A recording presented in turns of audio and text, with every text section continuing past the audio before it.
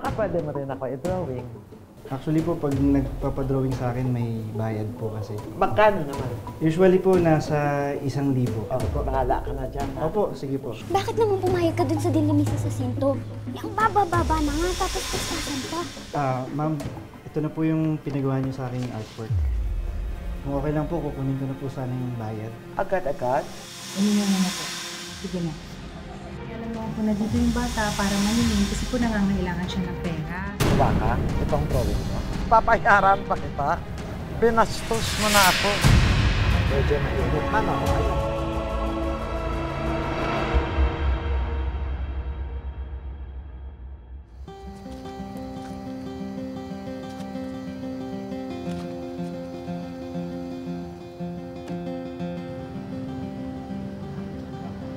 Ito na yung order niyo.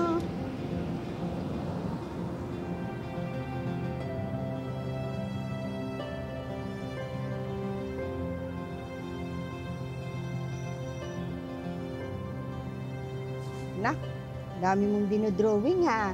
Marami ba kliyente ngayon? Opo, Nay. Tanggap lang din po akong tanggap kasi sayang din yung bayad. Anak, hindi mo naman kailangan gawin yan. Sayang din po kasi, Nay. Tsaka gusto ko rin po makatulong. Lalo na sa pag-aaral ng kapatid ko. Tsaka na-enjoy ko naman po ito pag-drawing kaya okay na rin. Sabi mo eh. Warren, buti nandito ka. Susan, pwede ko ba siyang hiramin sandali si Warren? Papatulong lang sana ako magbuhat ng mga paninda ko. Bibigyan ko na lang siya ng pera ulit mamaya. Sige, aling kayan. Tara na. Para po. Salamat. Nay, ano pong buhatin natin? Dito. Dito magbuhatin natin. Ay, mga paninda lang.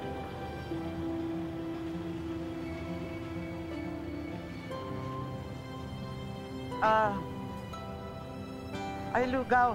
Magkano ba yung lugaw niyo? 20 lang po isang mangkok. Ang mahal naman yata. 20? 15 lang yan sa may amin eh.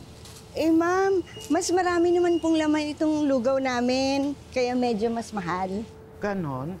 Sa tingin ko, basang kanin na nilagyan mo ng sabaw yan na may init na tubig, di ba? Para magbukang puno. Tama? Tama ba? Mahal! Ma'am, doon na lang kayo bumili. Doon sa may inyo, kung sa tingin nyo, mas okay yung lugaw nila. Bastos ka pala kausap ha? Ano bang gusto mo, ha? Gusto nyo, ha? Anong gusto mo? Ipadampot kita rito? Bakit nyo tinapon yung paninda ko? Andong hindi tama, binababoy mo rin ako, ha? Ayun, bastos! Sobrang mahal ng presyo mo, mahal! Warren? Busy sa Sinto? Nanay mong bungangirang itong palingkerang babae ito, nanay mo. Opo. Ikaw, baka bumagsak ka na. Ayan, ayan, eto pa, oh. Eto pa, oh. Ayan. Sobra na kayo, ha? Tama na, Nay. Nilay ka marunong sumigaw. Ako rin. Pasensya na po. Turuan mo yung nanay mo. Anak, pasensya ka na, ha? Ang yabang naman kasi ng teacher mong yun, eh. Kaya sana hindi nyo na lang pinatulan, Nay. Pasensya ka na, anak. Pero sana lang, huwag kanyang pag-initan sa school. Hindi naman ho siguro.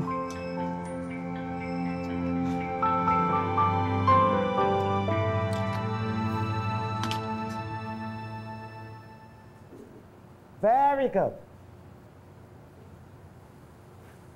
Good. Warren, hindi ko alam na pwede palang gawing tulugan ang classroom. Are you okay? Did I wake you up? Sorry po, ma'am. Ikaw ang sumagot sa board sa equation. Paano mo ka napanahintay? Stand up. Go.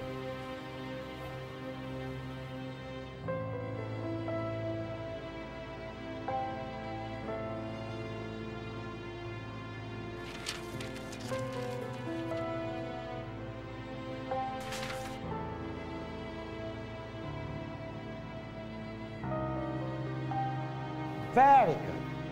Wow, ang galing naman ni Warren. Tulog pa yan, ang lagay na yan, ha?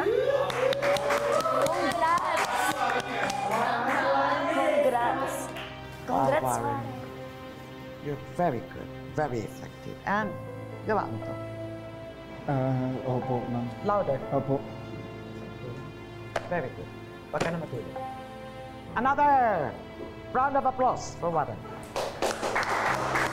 Louder. Good. See if you all study well, you'll make it. And Warren, hindi porke lusot ka sa equation ay okay ka na sa kaso mo. Hindi pa. Nagkaintindihan mo tayo. Do I make this up to you? Yes, ma'am. Opo, ma'am. Louder. Yes, ma'am. Louder. Yes, ma'am. Last time, louder. Yes, ma'am. Everybody heard that? Answer! Yes, ma'am. That's it.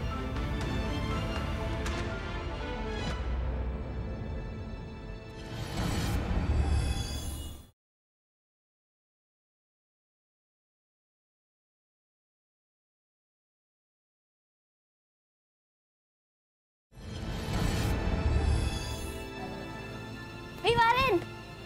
Warren, tara, uwi na tayo. Sige na, mauna ka na. Dadaling ko pa to kay Mrs. Jacinto. Ha? Tsaka may papagawa pa daw siya sa akin. Ha? Ilang araw na yun ah. Bakit ba ikaw yung laging inuutusan nun? Tama ko magagawa, yan mo.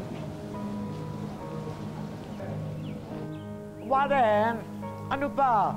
Kanina ko pa hinihintay ang mga kailangan ko. Halika na. Opo, ma'am. Nakipagdaldalan ka lang pala rito. Ito po, ito na po. Sige, pasok, pasok. Sige po.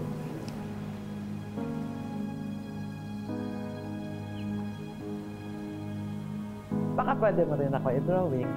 Ay, sige po, ma'am. Pero, actually po, pag nagpapadrawing sa akin, may bayad po kasi. Ano man? Magkano naman? Usually po, nasa 1,000. Pero po, kung gusto niyo po, bibigyan ko po kayo ng discount. Para po sa inyo. So, 500 na lang? Sige po. Talaga? Opo, 500 na lang. Ito po. Bahala ka na dyan, ha? Opo, sige po. Sure ka? Opo. Maganda yun, Matt. Opo. Gagawin ko po agad to. Ay, sa Makalawa. Kailangan ko yan. Sa Makalawa po. Oo. Sige po. Sige po, gagawin ko po agad. Mauna na po ako. Salamat po.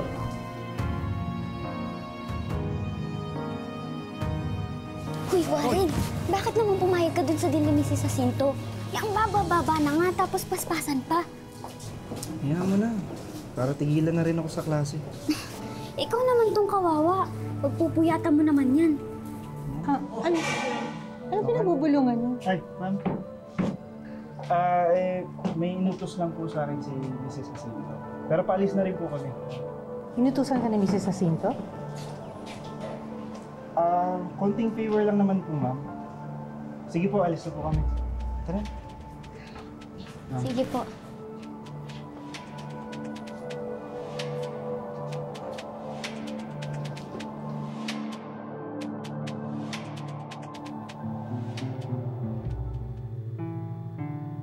Uy, Warren. Ano ba yan? Paano ka makakapag-focus sa pagre-review mo? Nakatuto ka dyan sa pagdodrawing mo. Patapos na to. Ay, nako. Alam mo, dapat talaga hindi ka na pumayag dun sa gusto ni Mrs. Jacinto eh. Mamaya hindi ka pabayaran nun. Ha? Paano mo naman nasabi? Ano ka ba? Kalat na kalat kaya. Ang daming utang nun sa kantin. Tapos hindi naman nagbabayad. Hindi mo siguro gagawin sa akin yun. Ay, naku, di mo sure. Warren, ikaw na muna Nay. bahala dito sa bahay, ha? Dadaling ko muna sa ospital to kapatid mo. Bakit po? Anong nangyari kay Lynn? Kahapon pa masakit ang tiyan nito eh. Patitignan ko na sa doktor. Sige po. Sige na, ha? Ingat kayo na, ha?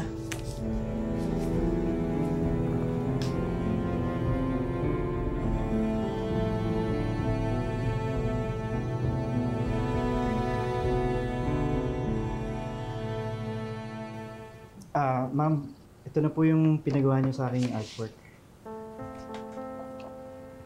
Ah.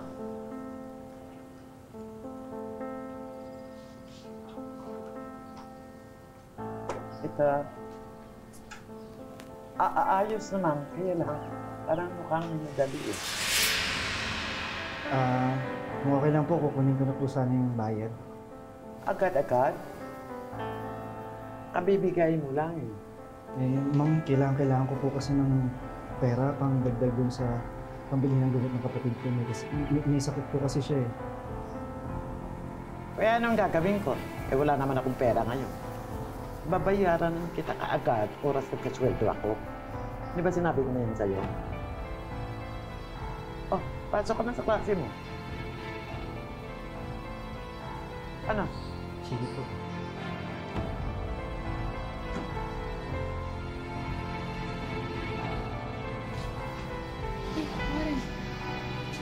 Ano nangyari? Ba't parang nahihiya pa?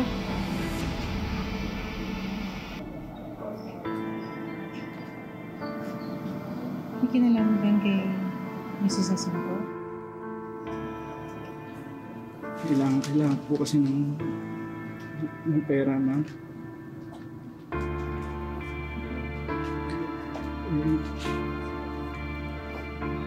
Hindi ko nagbayad si Mrs. Jacinto sa pinagawa niya sa aking drawing. Kaka?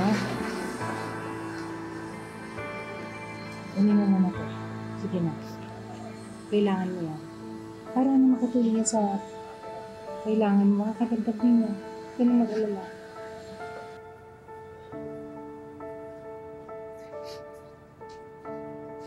Thank you po, ma'am. Malaking tulong po ito.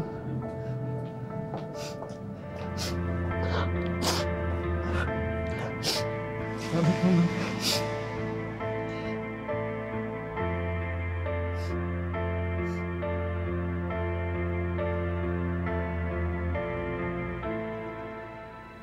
Sigurado ka bang magandang idea itong gagawin ko? Aba, syempre, oo naman.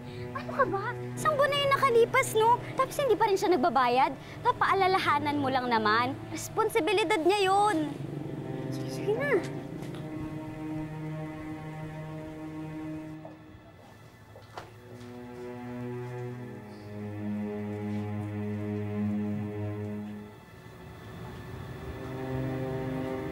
Ayun po, Mrs. Jacinto.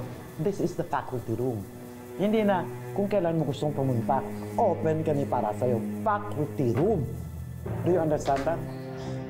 Sorry po, gusto ko lang po kayong makausap tungkol po dun sa bayad niyo po sana sa akin, dun sa pinag-drawing niyo. Hindi ba sabi ko, papayaran naman kita, but you have to wait. Hindi kita tinatakbuhan. 10 years na ko rito, I have a good reputation. Hindi ko unahin yung gusto mo, ikaw masusunod. No. Mrs. Jacinto, pasensya na po ha. Makikisabat lang po ako. Dapat niyo lang po kasi naman bayaran yung pinagawa niyo doon sa bata. Kaya lang naman po na dito yung bata para maningil kasi po nangangailangan siya ng pera. Sana naman po magbayad kayo agad.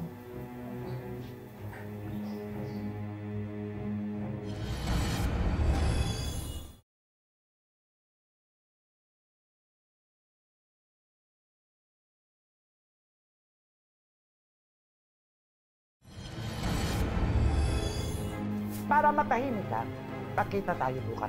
Babayaran na kita. Ano, sagot?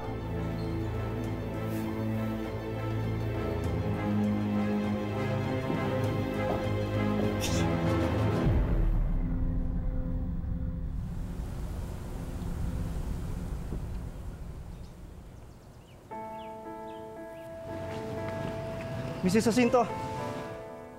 Yes. Ikaw pala. Manang-mana ka sa nanay mong palingkera.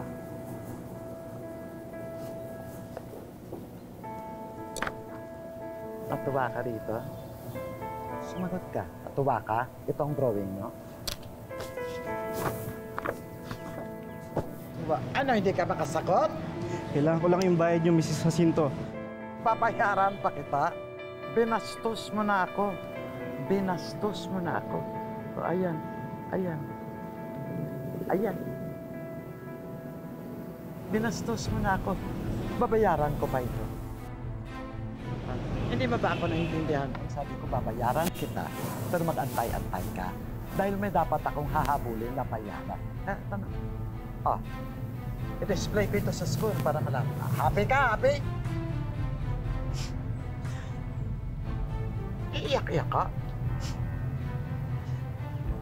Medyo mainit na, no? Ayan. Ayan. Tingnan mo ako sa mata. Ipapagsak ko. Huwag po, Mrs. Jacinto. Baka mawalan po ako ng scholarship. Yan pang mabastos mo ang hindi ubra sa akin. Ipapagsak kita, wala kang karapatan maging scholar.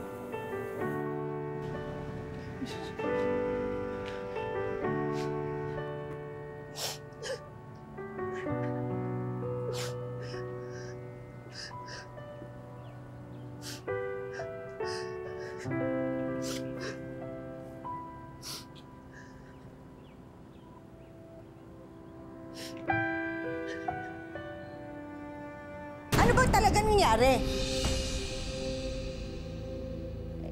Kasi po, tita, yung teacher po namin sa math, si Mrs. Jacinto, pinagawa po siya ng drawing tapos nangako pong babayaran. Nakalipas na po yung isang buwan, hindi pa rin po siya binabayaran eh. Tapos nung siningil niya po kahapon sa faculty, nagalit po si Mrs. Jacinto. Kaya ayun, sinunog niya po yung drawing sa harapan ni Warren tapos sinabi pa po niyang babagsak siya sa subject niya. Totoo ba yan, Warren? Huwag ka mag-alala. Kakausapin ko yung teacher na yan.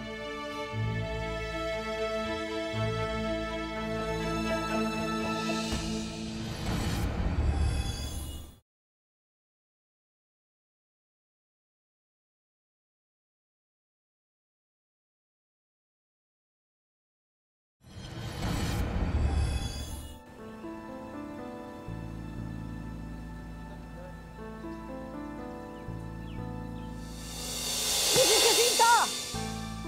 Yes? How may I help you? Bakit niyo naman ginanin yung anak ko? Nagpa-drawing kayo ng mukha niyo, tapos ayaw yung bayaran. Sabi ko sa kanya, babayaran ko siya. Pero wag agad-agad at may emergency akong pangangailangan na dapat bayaran. But of course, I will pay. Tama ba naman sunugin niyo ang ginawa ng anak ko? Ha?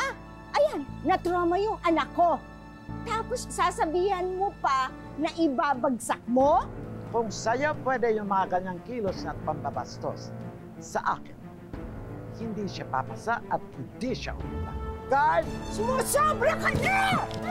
Tama na po yan! Mrs. Tama na po yan! Sobra ka na! Tandaan mo mukha at huwag mo nang papasukin. Go! Malis ka na bago kita pamukha. Nireklamo kita! Mrs. umalis na lang po kayo. Tandaan mo mukha. Thanks po, ma'am.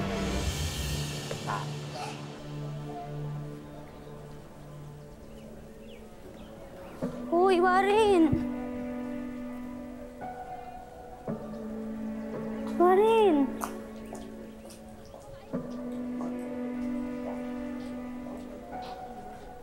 Binagsak na ako ni Mrs. Jacinto.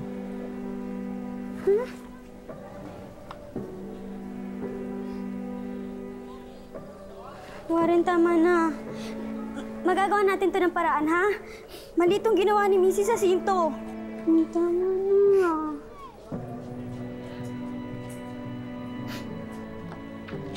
Naku, anak! Naku, sorry! Nalito ko sa paggawa ng card mo. Nakuha mo na ba yung card mo? Tita,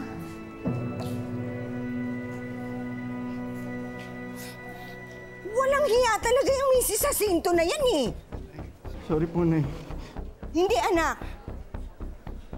Kailangan pagbayaran nitong Mrs. Jacinto na ito yung ginawa niya eh. Hindi tama ito.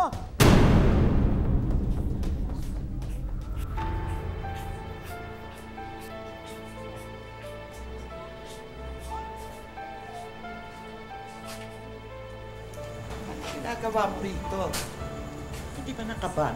Magrereklamo kami sa ginawa mong pagbagsak sa anak ko na walang tamang batayan.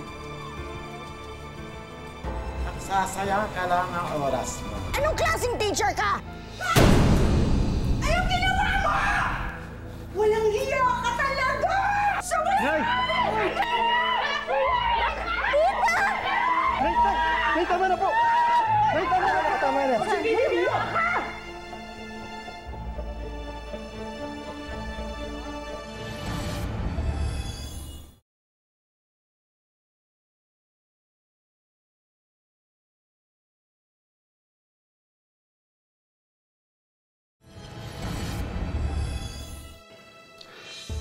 Senior teacher ka pa man din. Anong ba na kahihiyan ka sa mga guro? I can't even call you a teacher. I'm sorry but I have to suspend you for the meantime habang iniimbestigahan pa yung kaso mo. Bakit ako ang parusahan ninyo? Hindi siya, wala akong kasalanan. Tama na, Mrs. Jacinto.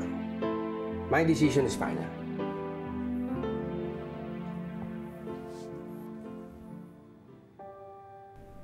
Sa kabila ng maraming problema ng mundo, sana po'y lagi pa rin nating piliing maging mabuting tao. Lagi nating alalahanin na lahat ng gawin natin, masama man o mabuti, ay may balik sa bandang huli. Mga kapuso, sana po'y may nakuha tayong aral sa ating kwentong wish na hango sa totoong buhay. At ngayon, oras na para tumupad tayo ng mga wish ng mga estudyante katulad ni Warren. Kung pwede na nga lamang daw na i-drawing na perfect ang buhay, ay tiyak isang magandang obra na ang malilikha ng first-year engineering student na si Joshua. Nag-start sa kuya ko. Kasi yung kuya ko po kasi talaga yung nagdodrawing sa aming magkapatid. So parang nung LM kami, LM siya, siya yung lumalaban sa mga contest. Si Joshua at ang kanyang kuya Jonas na lamang ang magkasama sa kanilang tahanan sa Bulacan. Byudo na ang kanilang ama na nagtatrabaho bilang isang factory worker sa Saudi. Mga portrait drawing ang madalas na pinapagawa ng mga customer ni Joshua. 500 hanggang 1,000 pesos ang kanyang kinikita sa bawat isa na inaabot ng 5 oras na paggawa. Malaking bagay po ang tulong na nabibigay niya sa pagkukomisyon, sa pagdodrawing. Yun nga po, hindi na nga po ako nagbibigay ng baon. Pangalawa, nabibili niya yung mga gusto niya. Sa bawat hagod ng lapis ni Joshua sa kanyang mga ginagawang likha, ay hindi niya maiiwasan na maalala ang ina na siyang inspirasyon niya sa pagguhit. Tila nakamarka ng araw kay Joshua ang sugat ng maagang pagpanaw ng kanyang ina dahil sa sakit sa puso. Alam niyo po yung parang tumigil yung mundo niyo kasi parang nung namatay po kasi si mama is parang sabi ng doktor sa amin is may 6 minutes na lang siya. So parang ayun yung 6 minutes ng buhay ko na parang sobrang precious. Kasi parang bawat segundo doon, parang ayaw mong maubos. Kasi ayun nga po, mahal mo sa buhay yung mawawala. Iniisip na lamang ni Joshua na meron siyang anghel na masayang nanunood tuwing siya ay gumuguhit. Tanging nais lamang ni Joshua ay makapagtapos ng kolehiyo para mas matulungan pa niya ang kanyang pamilya at makauwi na ng bansa ang kanyang ama. Wala rin namang mangyayari kung hayaan mo yung sarili mo na ganyan ka, na malungkot ka, na parang hindi ka nagpapatuloy sa buhay kasi may nawala. Parang inisip ko na lang na mas malulungkot yung mama ko kung nabubuhay pa siya, kung ganun yung mangyayari sa akin. Malamang ay napipinta na ni Joshua kung saan namin siya dadalhin.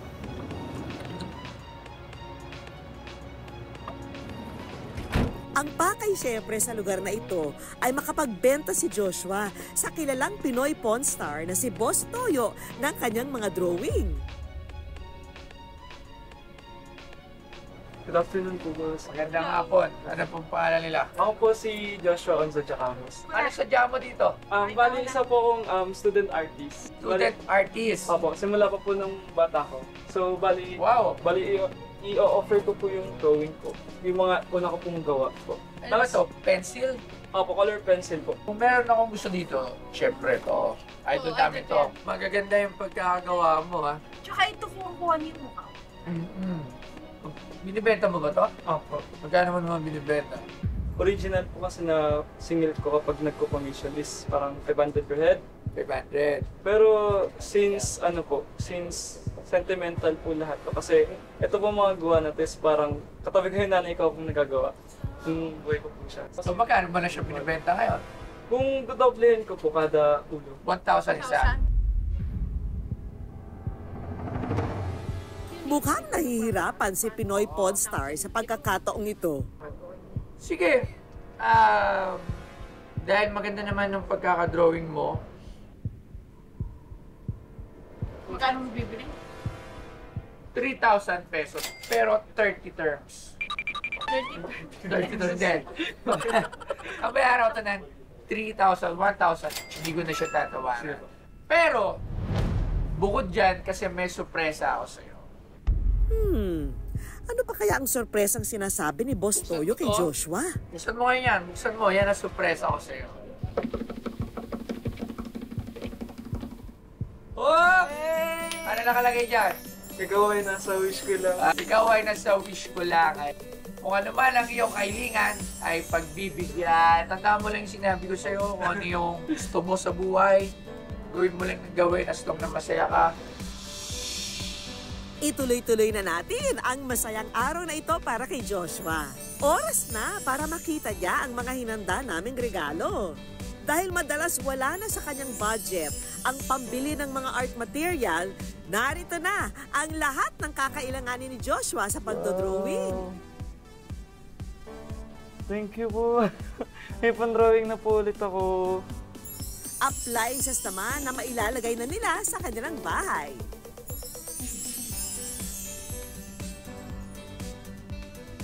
Meron ding mga casual clothes na magagamit ni Joshua sa eskwela. Para makatulong sa pag-aaral ni Joshua, isang bagong cellphone with free load at laptop ang handog ng ating programa. May magagamit na akong laptop kasi yung laptop ko po sa dorm, as in, malapit na po siyang masira. Thank you po Ma'am Vicky. Thank you po sa wish ko lang. At syempre, hindi mawawala ang wish ko lang savings. Parang sobra-sobra na po lahat to. Tapos may pa-savings pa po. Sobrang makakatulong po sa pag-aaral ko. Mga kapuso, lagi po nating tandaan. Hanggat hindi tayo napapagod, humiling at maniwala, hindi tayo mapapagod lumaban sa buhay. Ako po si Vicky Morales at ito po ang Wish Ko Lang.